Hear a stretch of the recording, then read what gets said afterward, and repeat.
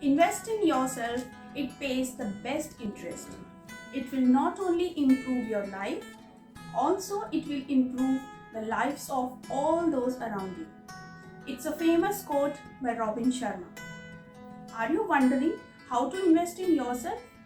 Hi, I'm Priyanka Verma, and today I am here to tell you how you can invest in yourself. You know what? What is the difference between the exceptional people and the good ones? It is their ability to shine through the times of crisis. Their key to thrive in challenging times is the mastery over their inner self. Such inner work is required at all four spheres of our life: mental, emotional, spiritual, and physical. So one by one, I will take you through every sphere of your life. First is mental. At mental level, it's about building the right mindset. It's about overcoming our fears, doubts, and building confidence, positivity, and resilience. We all are conditioned with our deep-seated beliefs, which we need to closely examine. The limiting beliefs usually makes you feel anxious and demotivated.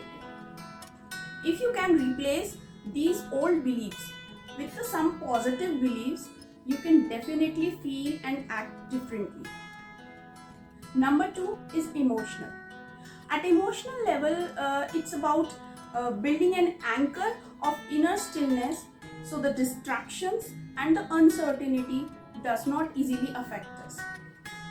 For this, we need to have a structured or a regular reflective practice. Some quiet time or meditation will definitely be helpful to connect with it. Number 3, physical. At physical level, we need to take charge and proactively focus on the most important priority, your health. Focus on exercise and nutrition, you will become healthier. We also need self-discipline in maintaining our personal balance and well-being. Time management is the key. Number 4 is spiritual. At spiritual level, it's about connecting with our deepest motivation and a higher purpose.